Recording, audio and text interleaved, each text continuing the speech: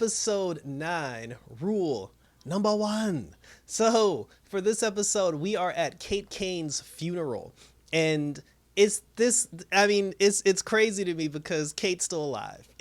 She's downstairs in Black Mass basement. And it's an interesting choice from a writer's perspective because, like I said before, they had an out as far as Ruby Rose leaving and everything. They did the plane crash and people were ready to move on from Kate and they were ready to accept Ryan. So they didn't have to bring Kate back. So the fact that they chose to bring Kate back says to me there's a bigger plan here, and I'm extremely interested to see what this plan is. Because a lot of people are going to be like, oh, why are they bringing her back? If Ryan's here, but you got to understand, like, if they're doing this, there's a purpose. And like I said, I definitely, I'm very intrigued right now to see what the purpose is. But I do have my thoughts and I have my opinions. So again, we're at Kate's funeral. And y'all made Sophie cry. I'm not happy about that. Every time Sophie cries, a rose dies somewhere on the planet. Ryan, she's at the Batcave and she's writing in Kate's book. She's basically just thanking her, in her own way, because obviously Ryan couldn't be at the funeral because then everybody would be like, who the hell is this girl? But she wrote her a nice letter in the book that she's been writing in, that Kate's been writing in, the book that she was writing to Bruce. They ended up, in her honor, because they still have the Desert Rose, and they answered the Desert Rose question from last episode. They said that Ocean, since Angelique, Ryan's ex-girlfriend, since Angelique was working for Ocean gave Angelique some seeds to a desert rose. Angelique didn't know what the desert rose was, so she put it in a potted plant, and she gave the potted plant to Ryan. When the Coriana minion tried to kill Luke and tried to kill Mary, and they knocked her out, and the girl started bleeding on the plant, the girl's blood made the flower bloom, and that's how they saved Ryan. So that was cool. So they planted the desert rose in the Batcave just to honor Kate Kane's memory and for everybody to move forward. So in this episode, now, the commissioner, who isn't Gordon, the commissioner, he's on his way to City Hall to go talk about a budget meeting. And then he's stopped by this young African-American girl who's talking to him, about the budget meeting. And I thought this was a funny line because she's black, she's a black woman, and she stops him in the street and she's just like, oh, commissioner, I need to talk to you about the budget meeting. And then he goes, let me guess, you want to defund the police. And I actually laughed. I thought that was a cool line. So she gives him the speech, and then she's just like, she's talking to him about, like the violence on the streets and how, the police gunned down like innocent black and brown people, which was very nice of, it was very cool of her to actually say that to his face. See, but then he responded with something that I was actually like, well, damn, I can't argue with that. Because yes, everything that she said was 100% true. Everything that she said, was justified, how they need to take reform and they need to, stop killing unarmed people. I agree with all that. But his response to her was, because you gotta understand, he's an old white dude who's been in that position of power for a long time, and he's pretty much checked out as far as protecting and serving is concerned. He's only concerned about conserving like his own, preserving like his own status as the police commissioner. His response to her was, well, if you don't like how I do things, it's a free election. You're more than welcome to run against me and take the commissionership for yourself. And when he said that, I was like, he has a damn good point. He really has a good point. Because again, it doesn't discredit everything that she was saying to him, but the quickest way to do something about that, like if you don't like the decisions that are being made by the people in power, vote them out. That's what we did in the presidential election. So anyway, so after that, so like she gets mad, he does his thing, and then she goes and does her thing. Ryan and Mary, they're sitting there, having a conversation and talking because, Mary was basically thanking Ryan for being there for her while she tried to handle Kate's death. While the two of them were talking, Angelique shows up at the house, and then, she's just like, oh, I want you back. And then, Ryan was just like, I'm surprised Ryan didn't bring up the fact that she was cheating on her and then like 2 episodes back, but we'll let that one go. But she basically told us, she was like, listen, as long as you work for the False Face gang, as long as you're still slinging that rock, as long as you're still selling them things on the streets, she was just like, you and me can't be together. And then she was just like, oh, I'm trying to change. She's like, I'm trying to be better. She's like, I don't want to do this stuff anymore. Like, I'm trying to get out. So, Ryan was basically just like, okay, I'll think about it. And then, Angelique left and then she walked away. So now it takes us to the commissioner. Now the commissioner, he's leaving City Hall after having his budget meeting. And, while the commissioner's leaving City Hall, he got run up on by the False Face gang and they killed him.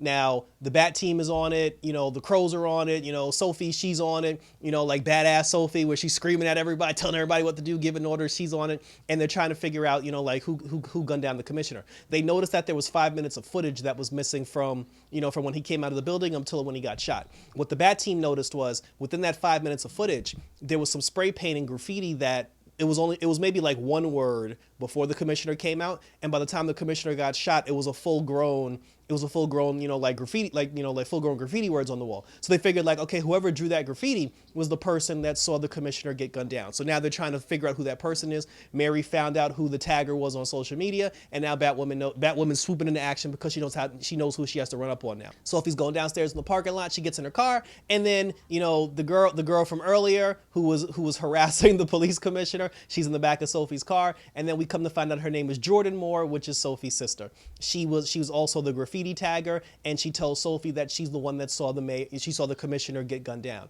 So now Sophie, she's talking to her sister, and then she's just like, how'd you get wrapped up in this? And she was like, don't worry, I got you. She's like, let's go upstairs and make a statement. But she's like, I ain't talking to no crows. She should have called if Jordan would have called Sophie Crofy, I would have died.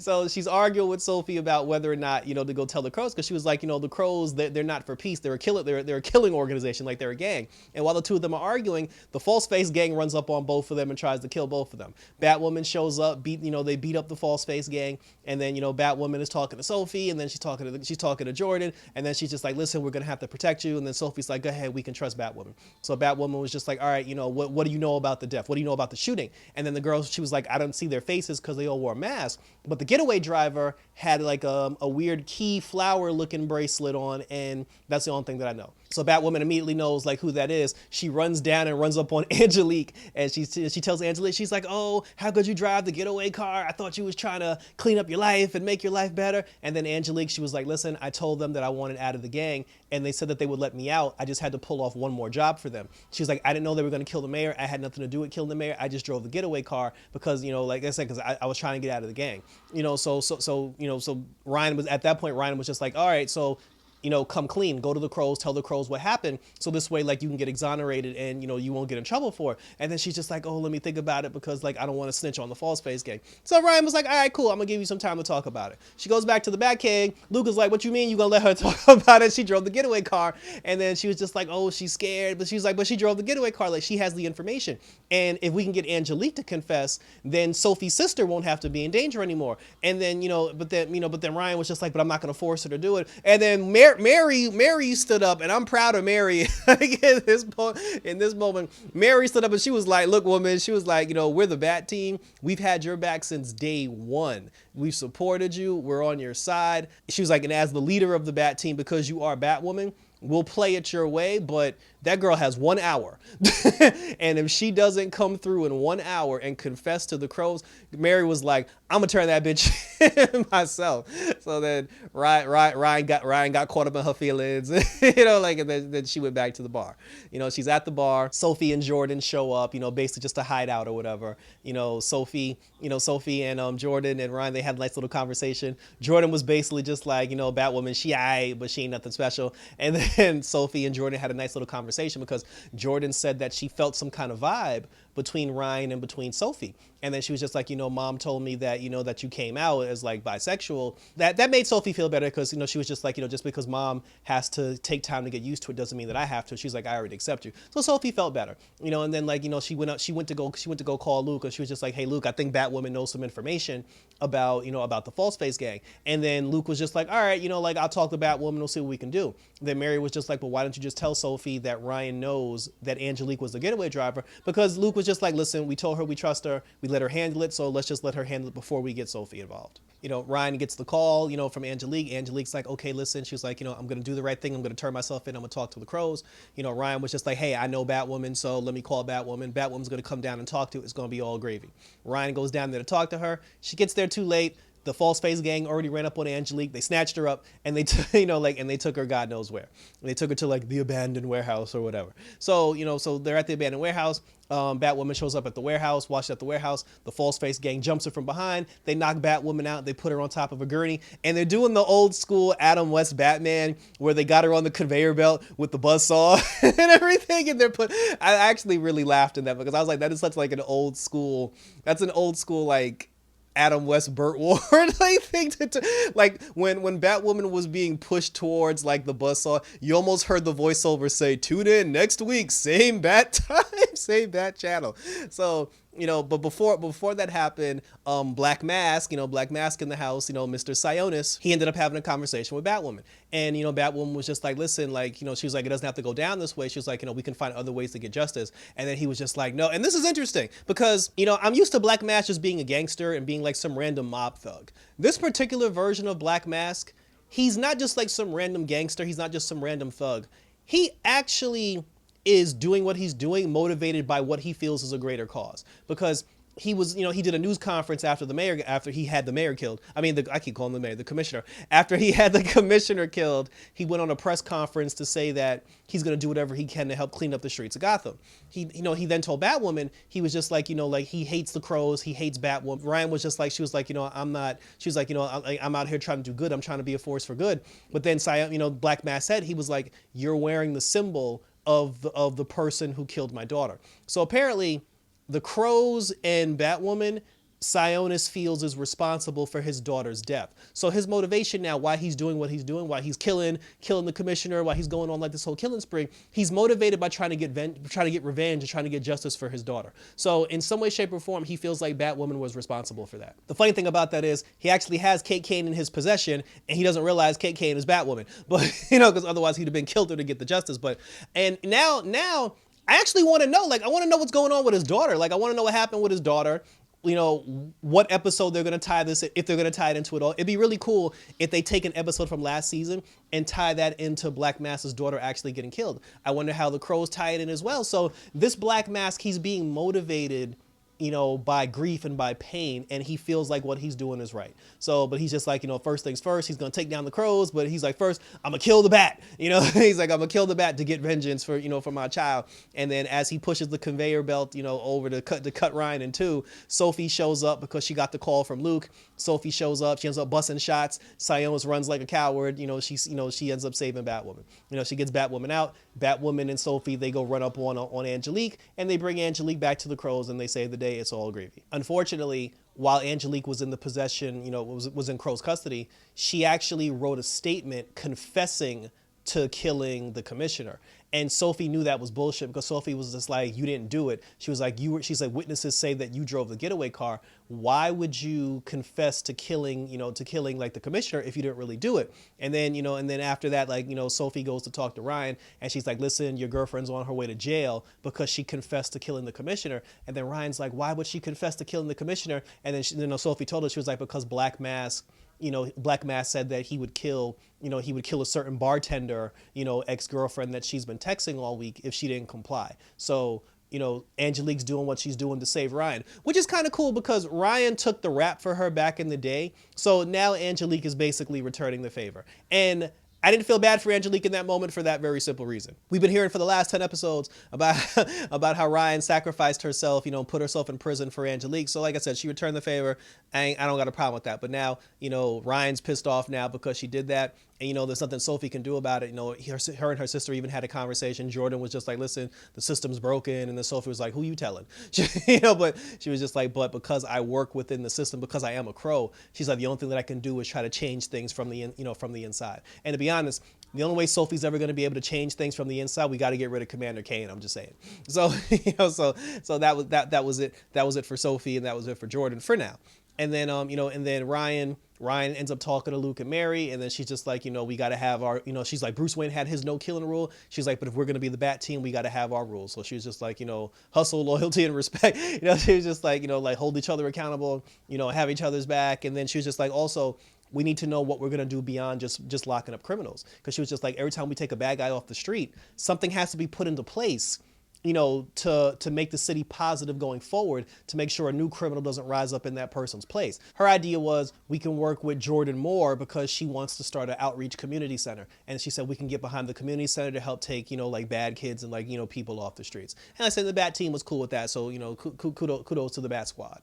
And then after that, we see a scene with Commander Kane. He's talking to Julia, and he has Julia still investigating Kate Kane's death. And then Julia's just like, well, your daughter was pronounced dead. She was like, why do you still want to pursue this? And he was just like, I had one daughter that lied about, having an underground fake hospital. My other daughter was Batwoman. He was just like, he was like, I thought Beth was dead. Beth wasn't dead. He was like, at this point, he was just like, I'm not taking anything at face value. So please look into that. And if I'm wrong, then I'm wrong, but I need you to look into that. So while Julia's looking into it, she ends up calling somebody, and then she's trying to get information about, about Kane's plane and everything. And then the person that she called, he was just like, yeah, he was like, you and I spoke a couple of months ago. And then Julia was like, I never spoke to your ass. And then he was just like, yeah, he's like, we had this whole blown conversation. He said, this wasn't the first time that you looked into this. And then she was just like, if we had this conversation before, she's like, why don't I remember you? And then, and that's very interesting, because I feel like the hypnotist Enigma has something to do with that. Someone hypnotized Julia, and they put Julia on the path to reveal that Kate Kane was actually dead. And I think 3 guesses who that person was, because Julia already investigated all this, and somebody got their hands on Julia, they brainwashed her, and then they sent her back to Gotham, telling her, like, just tell everybody Kate gone. So then, like, in a different scene, then we ended up getting Alice. Like, I forgot Alice was in this episode. Alice went crazy, basically. Alice basically went crazy. She's having a mental breakdown. She snapped, and she saw a young Kate, the young actress that plays like young Kate Kane. She saw her. The two of them went on a journey digging up her old cat. And the moral of the whole story was, young Kate was telling Alice, she was like, your mind is powerful. It's strong to do anything that it wants. She was like, if you really want to, you can deal with your grief, and you can actually block out Kate and, make sure that Kate never existed. And it's weird. And I'd like to see how Alice is going to do that. Maybe she's going to go back to Sophia and ask Sophia to hypnotize her so she can get about her sister. But this is very interesting, so we'll see how that plays out with Alice. And then finally, in the last scene, Black Mask goes into the room that he has Kate Kane locked up in. He brings in this woman who is Enigma. Enigma is the person that hypnotized Beth and hypnotized Ocean when Sophia wanted the two of them to forget about their relationship. So she got them hypnotized, she used that person to hypnotize them. So now Black Mask got, he has his hands on Enigma. Enigma comes back, and now Enigma is going to hypnotize Kate Kane to make Kate Kane forget that she's Kate Kane. And I feel like this is the same person. I feel like Enigma also hypnotized Julia. Whether it was Sophia or whether it was Black Mask, maybe it was Black Mask. Somebody paid Enigma to run up on Julia and hypnotize Julia into telling everybody Kate was dead. So now they're getting Enigma to hypnotize Kate Kane. And I'm super excited about this, because I feel like Kate Kane is going to end up being a villain. She's going to be a villain working for Black Mask. She's going to have a mask on. The Bat team, because this is episode 9, so we got maybe 11 episodes to go if we're getting a full 22, 11, 20, 22 episodes. We're going to end up, the Bat team is going to end up fighting Kate Kane throughout the rest of this entire season, and I'm definitely here for that. I think that is awesome. I think that is a good decision by the writers to do so, not just like wipe the character out of existence, but to continue the character and to make the character the villain, because you either die a hero or you live long enough to see yourself become the villain. And that was dope, and I'm definitely looking forward to that. So thank you for tuning in.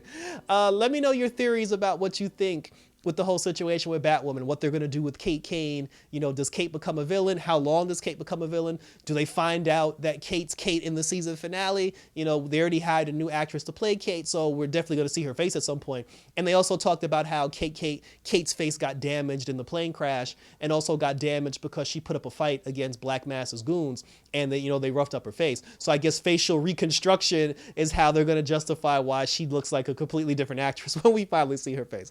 But let me know in the comments what you think about the direction they're taking so far with the character. Definitely check me out on social media.